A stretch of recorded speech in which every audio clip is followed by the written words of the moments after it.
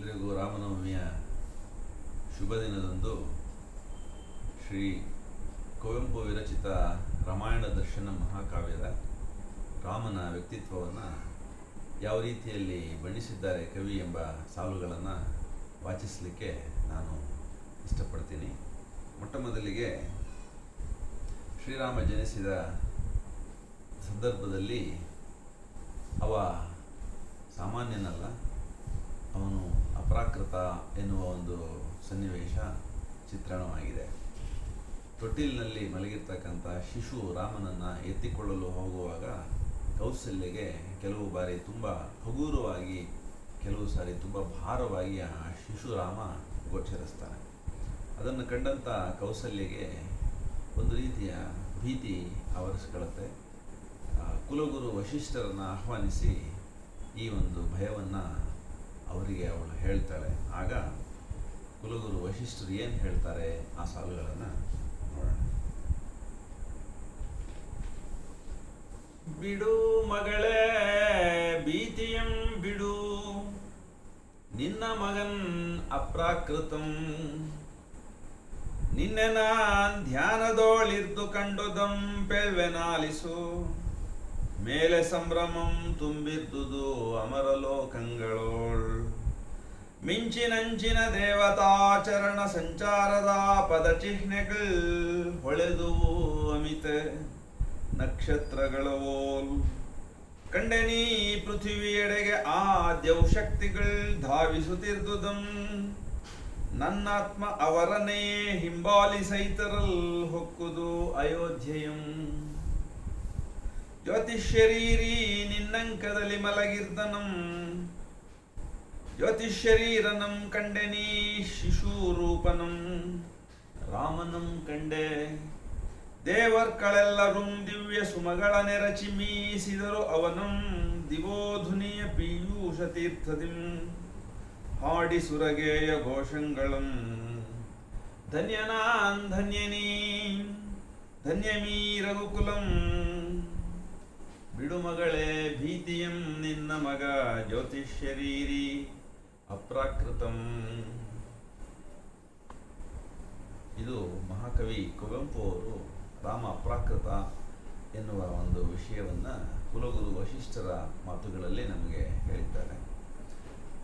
ರಾಮನ ತಂದೆ ದಶರಥನಿಗೆ ರಾಮ ಹೇಗೆ ಕಂಡ ಅನ್ನೋದನ್ನು ಇಲ್ಲಿ ಮುಂದಿನ ಸಾಲುಗಳಲ್ಲಿ ಚಿತ್ರಿಸ್ತಾರೆ. ಮಂತ್ರಿಗಳ ಹಾಗೂ ಎಲ್ಲ ಅಯೋಧ್ಯೆಯ ಹಿರಿಯರ ಒಂದು ಸಭೆಯಲ್ಲಿ ರಾಮನಿಗೆ ಪಟ್ಟ ಕಟ್ಟುವ ಒಂದು ತನ್ನ ಇಚ್ಛೆಯನ್ನು ವ್ಯಕ್ತಪಡಿಸುವ ಪೂರ್ವದಲ್ಲಿ ದಶರಥ ಈ ಮಾತುಗಳನ್ನು ಹೇಳ್ತಾನೆ. ಕೋಸಲ ಹಿತಕ್ಷೇಮ ಚಿಂತಕರೇ ಹೋದಿರುಳ್ ಬಾನಿನೋಳ್ ವಿಧಿ ಬರೆದುದನೋದಿದೆನ್, ನಕ್ಷತ್ರ ಲೇಖನೆಯ ದಿವ್ಯಾಗ್ನಿ ಲಿಖಿತಮಂ, ಪ್ರಾಕೃತ ಘಟನೆಗಳಿಗೆ ಪ್ರಕೃತಿ ಕಾರಣದಂತೆ ದೇವ ಕಾರಣಮಿರ್ಪುದೆಂದು ಗುರು ಕಲಿಸಿದನ್, ರವಿಕುಲನ್ ನೃಪರ ಸಾಮ್ರಾಜ್ಯ ಭಾರಮಂ ಪೆರತು ಮಡು ಹಿಂಗಿಟ್ಟು ವಿಶ್ರಾಂತಿಗಾಡಿಸುತ್ತೆ, ಪೆಲ್ವೆನಾಲಿಪುದು ತಾಳ್ಮೆಯ ಮನಃ ಪ್ರೀತಿಂ, ತನ್ನ ಮಗನಂ ತಾನೇ ಹೊಗಳಿದೊಡೆ ಒಲವರಂ ಪಿತೃಗೆ ಎಂಬರು, ಆದೊಡಂ ಗುಣಕ್ಕೆ ಮತ್ಸರ ಬೇಕೆ ಶ್ರೀರಾಮನ ಆಹ್ಲಾದ ರೂಪಿ ಔದಾರ್ಯ ನಿಧಿ, ನಿರಸೂಯೀಂ ಸರ್ವರನುರಾಗ ಭಾಜನಂ, ಕಲಿ ಮತ್ಸರ ವಿದೂರನ್ ಅತ್ಯಂತ ಶಾಂತಿ ಖನಿ, ಪ್ರಿಯಭಾಷಿ ಹಿತಸಕಂ ಮಿತಮಾರ್ಗಿ, ಧೀರವಶಿ ನಗುಮೊಗದ ಸಂಯಮಿ, ಕೃತಜ್ಞತಾ ಮೂರ್ತಿ ಮೇನ್ ಜ್ಞಾನಿ ಸಜ್ಜನ ಪ್ರೇಮಿ, ಸೂಕ್ಷ್ಮವತಿ ಪಂಡಿತಂ ಶ್ರುತಿವಿದಂ ಸಜ್ಜನ ಪ್ರೇಮಿ, ಸೂಕ್ಷ್ಮವತಿ ಪಂಡಿತಂ ಶ್ರುತಿವಿದಂ ಸುವಿಚಾರಿ, ನಿತ್ಯಂ ಪ್ರಜಾ ಪ್ರೇಮಿ, ಸಂಸ್ಥಿರಂ ಸಂಬುದ್ಧ ಪ್ರಜ್ಞಾ ಮಹೇಶ್ವರಂ, ಶಸ್ತ್ರಾಸ್ತ್ರ ವಿದ್ಯಾ ಪ್ರವೀಣ ರಣ ಪಂಡಿತಂ, ನವನವೋನ್ಮೇಷಿತಂ ನಿತ್ಯ ಚಿರನೂತನಂ, ರಸದರ್ಶನಾಸ್ವಾದನಂಗೈವ ಸಹಜ ಕವಿ, ಶ್ರುತಿ ಶಾಸ್ತ್ರ ಕಾವ್ಯ ರಸ ಋಷಿ, ಯೋಗಿ ಕೇಳಿ ರಾಮನಲ್ಲದೆ ಬೇರೆ ನನ್ನ ಈ ಕಿರೀಟಕ್ಕೆ ಧರಿಸುವ ಸಮರ್ಥರಂ ಕಾಣೆನಾ. ರಾಮನಿಗೆ ಮಿಗಿಲ್ ಸಮರ್ಥರಂ ಕಾಣೆನಾ. ಇದು ದಶರಥನ ಕಣ್ಣಿನಲ್ಲಿ ರಾಮನ ವ್ಯಕ್ತಿತ್ವದ ಅಥವಾ ರಾಮನ ಗುಣಗಳ ಒಂದು ವ್ಯಕ್ತಿತ್ವದ ಚಿತ್ರಣ.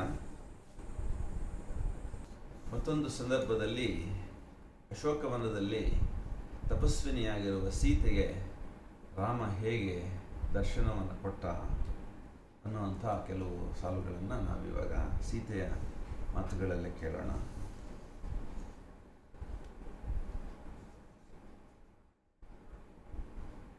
ರಾಮಧ್ಯಾನ ಮಹಿಮೆಯ ನಿರಂತರ ತಪಸ್ಸೀಂ ನನಗೆ ಅಲೌಕಿಕ ಸಿದ್ಧಿ ತನಗೆ ತಾನಾಯಿತು. ರಾಮನನ್ ಅರಿತೆ ಆತ್ಮದಿಂ ತನ್ನ ನಿತ್ಯ ವಿಭೂತಿಂ ಪರಬ್ರಹ್ಮನೆಯೇ ತಾನ್. ಸರ್ವಸೃಷ್ಟಿಮೇಣ್ ಲೀಲಾ ವಿಭೂತಿಯುಂ ತಾನ್. ರಾಮಮಯವೀ ಸಮಸ್ತ ಲೋಕಂ ಸಖಿ. ನಿನ್ನಂತೆ ನಾನು ಮಾಮಯನ ಮಗಳ್ ಅಣ್ಮನಿಗೆ ಕೃತಜ್ಞದಲ್. ರಾವಣಂಗೊಳ್ಳಿ ತಕ್ಕಂ ಋತದ ರೀತಿಂ. ರಾಮ ಸರ್ವಾಂತರ್ಯಾಮಿ ಎನ್ನುವ ದರ್ಶನ ಸೀತೆಗೆ ಅಶೋಕವನದಲ್ಲಿ ಆಯಿತು. ಅದಕ್ಕೆ ಕಾರಣನಾದ ರಾವಣನಿಗೆ ಕೃತಜ್ಞತೆಯನ್ನು ಸಲ್ಲಿಸ್ತೇನೆ ಅಂಥೇಳಿ ಸೀತೆ ಕೈಕೆಗೆ ಕ್ಷಮಿಸಿ ಸೀತೆ ತ್ರಿಜಟೆಗೆ ಹೇಳ್ತಾಳೆ, ತನ್ನ ಸೇವಕಿ ತ್ರಿಜಟೆಗೆ ಹೇಳ್ತಾಳೆ. ಅದೊಂದು ಸತ್ಯ. ರಾಮ ಸರ್ವಾಂತರ್ಯಾಮಿ. ಯಾರು ತಮ್ಮ ಅಂತರಂಗದಲ್ಲಿ ಧ್ಯಾನ ಅಭ್ಯಾಸ ಮಾಡ್ತಾರೋ, ತಪಸ್ಸನ್ನು ಆಚರಿಸ್ತಾರೋ ಅವರಿಗೆ ಅಂತರಂಗದಲ್ಲಿ ವೇದ್ಯವಾಗುತ್ತದೆ ರಾಮತತ್ವ ಅನ್ನುವ ಆ ಒಂದು ಸಾಧನೆಯನ್ನು ಸೀತೆಯ ಬಾಯಲ್ಲಿ ಕವಿ ಕುವೆಂಪು ಹೀಗೆ ಹೇಳಿಸಿದ್ದಾರೆ. ಅದಕ್ಕಾಗಿ ಅವಳು ಏನು ಹೇಳ್ತಾಳೆ, ಈ ಸನ್ನಿವೇಶದಲ್ಲಿ ನನಗೆ ರಾಮನ ದರ್ಶನ ಆಗಬೇಕಾದ್ರೆ ಇಲ್ಲಿ ವಿಧಿಯ ಇಚ್ಛೆಯೂ ಇದ್ದಂತಿದೆ.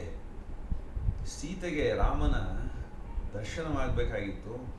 ಹಾಗೆಯೇ ರಾವಣನಿಗೂ ಕೂಡ ರಾಮನ ನಿಜವಾದ ಮಹಿಮೆಯ ದರ್ಶನವಾಗಬೇಕಾಗಿತ್ತು. ರಾಮನಿಗೂ ಕೂಡ ತಾನು ಅಪ್ರಾಕೃತ ಎನ್ನುವ ದರ್ಶನವಾಗಬೇಕಾಗಿತ್ತು. ಹೀಗಾಗಿ ವಿಧಿ ಸಮಯದ ಒಂದು ಘಟನೆಯಿಂದಾಗಿ ಮೂವರಿಗೂ, ನನಗೂ ರಾಮನಿಗೂ ರಾವಣನಿಗೂ ಒಂದು ವಿಶೇಷವಾದ ಆಧ್ಯಾತ್ಮದ ಸಾಧನೆಗಾಗಿ ಈ ಒಂದು ರಾಮಾಯಣದಲ್ಲಿ ವನವಾಸದ ಸಂದರ್ಭ ಚಿತ್ರಿತವಾಗಿದೆ ಅಥವಾ ಆ ನಿರ್ಮಾಣವಾಗಿದೆ ಎನ್ನುವ ಒಂದು ದರ್ಶನದ ದೃಷ್ಟಿಯನ್ನು ನಮಗಿಲ್ಲಿ ಸೀತೆಯ ಮಾತುಗಳಲ್ಲಿ ಕವಿ ಹೇಳ್ತಾ ಇರುವಂಥದ್ದು ನಮಗೆ ಕಾಣಿಸ್ತದೆ. ರಾಮನನ್ನು ಕಾಣಬೇಕಾದ್ರೆ ಏನು ತಪಸ್ಸು ಅವಳು ಮಾಡಿದ್ಲು ಅನ್ನೋವಂಥ ಮಾತುಗಳನ್ನು ಅವಳ ಬಾಯಲ್ಲಿ ಕೇಳೋಣ.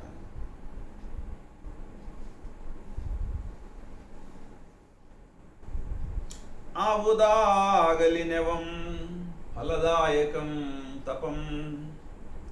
ನನಗೆ ರಘುನಾಥನಿಗೆ ಮೇಣ್ ರಾಕ್ಷಸೇಂದ್ರನಿಗೆ ಮೂವರ್ಗೂ ಅವರವರ ಕರ್ಮಾನುಸಾರಿ ಜನ್ಮೋದ್ದೇಶ ಸಾಧನೆಗೆ ಮೇಣಾತ್ಮ ವಿಕಸನದ ಪರಿಣಾಮ ಸಿದ್ಧಿಗೆ ಸಹಾಯ ಮಾಡುವುದು ಮಂಥರೆಯ ಮೂಲದ ಈ ಬೃಹತ್ ದುರ್ಘಟನೆ. ಇನ್ನೆನಿತು ಜೀವರಿಗೆ ತಮ್ಮ ಕರ್ಮಕ್ಷಯಕ್ಕೆ ಮತ್ತೆ ಧರ್ಮಾಭ್ಯುದಯಕ್ಕಿದು ನಿಮಿತ್ತವಾದುದೋ ಪೇಳ್ವರಾರ್ ಸಖಿ. ನಾನು ಮೋರ್ವಳ ಜೀವರ್ಕಳೋಳ್ ನಾಂ ಕೃತಜ್ಞೆ ಲಂಕೇಶ್ವರಗೆ ನಿನ್ನ ಸೇವಾ ಭಾಗ್ಯ ಮೆನಗಾದುದು. ಆತ ನಿಮ್ ನಾನೆಲ್ಲಿ ನೀನೆಲ್ಲಿ ಲಂಕಾ ಅಯೋಧ್ಯಾಂತರಂ ಲಭಿಸುತ್ತಿದ್ದಿದ್ದೆ ನನಗೆ ನಿನ್ನ ದರ್ಶನ ಆ ದಶಗ್ರೀವ ಸಾಹಸವಿನ. ಆ ತ್ರಿಜಟೆ ಹೇಳೋ ಮಾತುಗಳಿವು. ಸೀತೆ ಮಾತುಗಳಾದ ಮೇಲೆ ಅವಳೇನು ಹೇಳ್ತಾಳೆ, ರಾವಣನ ಈ ದುಸ್ಸಾಹಸದ ಕಾರಣಕ್ಕಾಗಿ ನಿನ್ನನ್ನು ನಾನು ಸೇವಿಸುವಂತಾಯಿತು.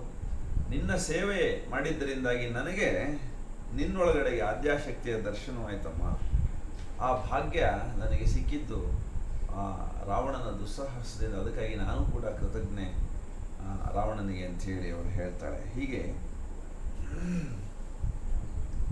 ರಾಮಾಯಣದಲ್ಲಿ ರಾಮನ ಒಂದು ಪಾತ್ರ ಚಿತ್ರಣವನ್ನು ಆಯಾಯ ಸನ್ನಿವೇಶದಲ್ಲಿ ಸಂದರ್ಭಕ್ಕೆ ಅನುಗುಣವಾಗಿ ಪಾತ್ರಗಳು ಅನುಸಂಧಾನ ಮಾಡುವಂಥದ್ದನ್ನು ನಾವು ನೋಡಬಹುದು. ಮುಂದೆ ಯುದ್ಧದಲ್ಲಿ ಅರಾವಣಂ ವಾ ಅರಾಮಂ ದಿಟಂ ಎನ್ನುವ ಒಂದು ಸಂಚಿಕೆಯಲ್ಲಿ ರಾವಣನಿಗೆ ರಾಮ ಹೇಗೆ ಕಾಣ್ತಾನೆ ಎನ್ನುವ ಒಂದಷ್ಟು ಸಾಲುಗಳನ್ನು ನಾವು ಇಲ್ಲಿ ನೋಡಬಹುದು. ಯುದ್ಧದಲ್ಲಿ ಘನಘೋರವಾದಂಥ ಯುದ್ಧ ಅದು ನಡೀತಾ ಇರುತ್ತೆ. ರಾವಣನ ಮತ್ತು ರಾಮನ ನಡುವಿನ ಯುದ್ಧ ಅದು. ಅಲ್ಲಿ ತನಗೆ ತಾನು ಬಾಣಪ್ರಯೋಗ ಮಾಡೋದಕ್ಕೂ ಪೂರ್ವದಲ್ಲಿ ರಾವಣ ಈ ಒಂದು ಸ್ವಗತವಾದ ಮಾತುಗಳನ್ನು ಹೇಳ್ಕತ್ತಾನೆ ಅನ್ನೋ ಹಾಗೆ ಚಿತ್ರಿಸಲಾಗಿದೆ. ಏನು ಹೇಳ್ಕತ್ತಾನೆ ರಾಮನ ಬಗ್ಗೆ ನೋಡಿ. ಇವನಲಾದಿಟಂ ಜನಕತನುಜಾ ಪ್ರಾಣ ಕನಕ ಮಂದಿರ ಮೂರ್ತಿ ಇವನಲಾ ಸೀತಾ ಹೃದಯ ಧೈರ್ಯ ಸಾಗರಂ ಇವನಲಾ ಸೀತಾ ಮನಸ್ಥೈರ್ಯ ಮಂದರಂ ಆ ಪೂಜ್ಯೆ ಸೀತೆ ಪೂಜೆ ಸಲ್ಲಿಸುವನಿತು ಅರ್ಹನೆ ಇವನ್ ನನ್ನ ಅಹಂಕಾರಮಂ ತನ್ನ ಪದತಲದಿ ಹಸ್ತಿತಾಂ ಕರ್ಪರ ಕೀಟಮಂ ನುಚ್ಚುಗೈವಂತೆ ತೀಡಿ ತಿಕ್ಕಿದ ದೇವಿ ಸೀತೆ ಆರಾಧಿಸುವಳು ಇವನ ಕಾಲಡೆಯ ಪುಡಿಗರ್ಪಿಸುತ್ತೆ ತನು ಮನಸಹಿತನ್ ತನ್ನಾತ್ಮ ಸರ್ವಸ್ವಮಂ. ಸೀತೆ ತನ್ನ ಆತ್ಮ ಸರ್ವಸ್ವವನ್ನ ಈತನ ಪಾದಕ್ಕೆ ಸಮರ್ಪಿಸಿದ್ದಾಳೆ ಅಂದರೆ ಈತ ಮಹಾಮಹಿಮನೇ ಇರಬೇಕು. ಈಗ ನಾನು ಆ ಪತಿವ್ರತೆ ಸೀತೆ ಆರಾಧಿಸ್ತಕ್ಕಂಥ ಆರಾಧನೆಗೆ ಅರ್ಹನಾಗಿದ್ದಾನೋ ಇಲ್ವೋ ಈ ರಾಮ ಅನ್ನೋದನ್ನು ಪರೀಕ್ಷಿಸ್ತೀನಿ ಅಂತ ಹೇಳಿ ತನಗೆ ತಾನು ಹೇಳ್ಕತ್ತಾನೆ. ಧನ್ಯ ವಲಿದೈವಂ ಧನ್ಯನೇ ವಲಂ ಬರಿಯ ಕಲ್ಪನಾ ದೇವತೆಯೋ ನಿಜೋದೋಳೀತಂ ಪತಿವ್ರತೆಯ ಆರಾಧನೆಗೆ ಯೋಗ್ಯ ಪಾತ್ರನೋ ನೋಳ್ಪೆನು ನನ್ನ ತೋಳ್ವರೆಗಲ್ಗೆ ತೀಡುತ್ತ ಈತನ ತಪಸ್ತತ್ವಮಂ ಪುಸಿಗೆನ್ನ ಪೂಜೆ ಸಲ್ಲದು ಸೀತೆಗಾದೊಡಂ ಅವಳೊಲಿದ ನರನಾಥಗಾದೊಡಂ ಅಂದು ಆ ಸ್ವಯಂ ವರದಿ ನಾನಿರದ ಹೊತ್ತು ಹರದನುವನೆತ್ತಿದುದಿಕ್ಕೆ ಮಿಥಿಳೇಂದ್ರನಂ ಮೆಚ್ಚಿಸಿದ ಸುಲಭ ಕಲಿತನಂ ನಡೆಯದಿಲ್ಲಿಗೆ ಮಾವ ನಿಂದು ಲಂಕೇಶ್ವರಂ ಮೆಚ್ಚಿಸೆನ್ನಂ ಪಡೆಯ ವೇಳ್ಕುಮಾಂ ಪುಟವಿಟ್ಟು ಮೊದಲಿಗಿಂ ನೂರ್ಮಡಿಗೆ ಥಳಥಳಿಸಿ ಹೊಳೆವಂತೆ ಮಾಡಿ ಕೊಡಲಿರುವ ನನ್ನ ಪೊಡವಿ ಮಗಳಂ. ನಾನು ಇಲ್ಲದೆ ಇರೋ ಹೊತ್ತಲ್ಲಿ ಜನಕನ ಆಸ್ಥಾನದಲ್ಲಿ ಹರದನುವನ್ನು ಎತ್ತಿ ಸೀತೆಯನ್ನ ಮದುವೆ ಆದಷ್ಟು ಸುಲಭ ಅಲ್ಲ.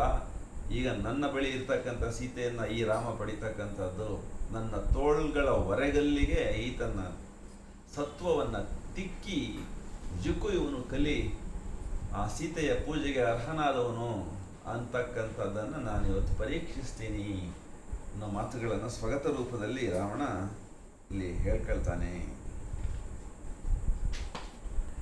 ಮುಂದೆ ಅಗ್ನಿ ಪ್ರವೇಶ ಮಾಡುವ ಸಂದರ್ಭದಲ್ಲಿ ಸೀತಾ ಸಹಿತನಾಗಿ ರಾಮನು ಕೂಡ ಅಗ್ನಿ ಪ್ರವೇಶ ಮಾಡ್ತಾನೆ. ಈ ಕಾವ್ಯದಲ್ಲಿ ಅಗ್ನಿ ಪ್ರವೇಶ ಮಾಡಿದ್ದಾದ್ಮೇಲೆ ಮತ್ತೆ ಮಹಾಲಕ್ಷ್ಮಿ ಮಹಾವಿಷ್ಣುವಿನ ಸ್ವರೂಪದಲ್ಲಿ ರಾಮ ಅಗ್ನಿಯಿಂದ ಹೊರಕ್ಕೆ ಬಂದು ದರ್ಶನವನ್ನು ಕೊಡ್ತಾನೆ. ಆಗ ಆ ಒಂದು ದಿವ್ಯ ರಾಮ ಸೀತೆಯರ ದರ್ಶನವನ್ನು ಕುರಿತು ಕವಿ ಹೇಗೆ ಹಾಡಿದ್ದಾರೆ ಎಂಬ ಸಾಲುಗಳನ್ನು ಈಗ ನೋಡೋಣ. ಶ್ರೀವಾಣಿಗಳ್ ಪಾಡಿದುವು ಮರ್ತ್ಯಮಲ್ಲದ ದಿವ್ಯ ಭಾಷೆಯೋಳ್ ಸ್ತೋತ್ರಗಳಂ ಮಹಚ್ಚಂದೋ ವಿಧಾನದಿಂ ಓಂ ನಮೋ ಸಚ್ಚಿದಾನಂದನೇ ನಮೋ ನಮೋ ಓಂ ನಮೋ ಸರ್ವಸ್ವತಂತ್ರನೇ ನಮೋ ನಮೋ ಆದಿಯೇ ನಮೋ ಅಂತ್ಯದಂತ್ಯವೇ ನಮೋ ಆದ್ಯಂತದಾಚಗಿರುವಾತನೇ ನಮೋ ಅಜ ನಮೋ ಹರಿ ನಮೋ ಶಿವ ನಮೋ ನಮೋ ನಮಃ ಕವಿ ನಮೋ ಋಷಿ ನಮೋ ಗುರು ನಮೋ ನಮೋ ನಮಃ ನೀನೆ ಚಿದ್ರೂಪಿ ನಮೋ ನೀನಚಿದ್ರೂಪಿ ನಮೋ ಚಿದಚಿದಾತೀತ ಪರಬ್ರಹ್ಮವೇ ನಮೋ ನಮಃ ಪುರುಷರೂಪಿಯೇ ನಮೋ ಪ್ರಕೃತಿ ರೂಪಿಯೇ ನಮೋ ಪುರುಷೋತ್ತಮನೇ ನಮೋ ಪುನರ್ನಮೋ ಮುಹುರ್ನಮೋ ಓಂ ಸ್ವಯಂ ಪ್ರಭು ನಮೋ ಓಂ ಋತಪ್ರಭು ನಮೋ ಓಂ ನಮೋ ಸರ್ವಲೋಕಸ್ವಾಮಿ ನಮೋ ನಮಃ ಹೃದಯಂ ಚತುರ್ಮುಖಂ ಜಿಹ್ವೇ ಸರಸ್ವತಿ ಸ್ಥೈರ್ಯಮೀ ವಸುಧಾತಲಂ ಜಗವೇತಾಂ ಶರೀರಂ ನಿನ್ನಿಚ್ಛೆ ವಿಧಿ ಕೋಪಮಗ್ನಿ ಲಕ್ಷ್ಮೀ ಸೀತೆ ರಾವಣ ವಧಾರ್ಥಮೀ ನರತನುವನಾಶ್ರಯಿಸಿ ಬಂದ ಲೀಲಾವತಾರಿಯೇ ನರತನುವನಾಶ್ರಯಿಸಿ ಬಂದ ಲೀಲಾವತಾರಿಯೇ ದಶರಥಾತ್ಮಜನೇ ಪುರುಷೋತ್ತಮನೇ ನಮೋ ಪುರುಷ ಸಿಂಹನೇ ನಮೋ ಪ್ರಭು ವಿಭೂ ಜಗದ್ಗುರು ನಮೋ ನಮಃ ಓಂ ನಮೋ ನಮೋ ನಮಃ. ಶ್ರೀರಾಮ ಯಾವ ಶರೀರದಲ್ಲಿ ತಪಸ್ಸು ನಡೀತದೋ, ಯಾವ ಮನಸ್ಸಿನಲ್ಲಿ ಊರ್ಧ್ವಮುಖ ಚಿಂತನೆ ನಡೀತದೋ, ಯಾವ ಮನಸ್ಸಿನಲ್ಲಿ ಧ್ಯಾನ ಮೌನ ಅನ್ನುವಂಥದ್ದು ನಡೀತದೋ ಅಲ್ಲಿ ಪ್ರತ್ಯಕ್ಷನಾಗ್ತಕ್ಕಂಥ ಒಂದು ಅಪ್ರಾಕೃತ ಸತ್ವ, ಅದನ್ನೇ ಆತ್ಮತತ್ವ ಅಥವಾ ಬ್ರಹ್ಮತತ್ವ ಅಂತ ಹೇಳಿ ನಾವು ಭಾವಿಸಬಹುದು.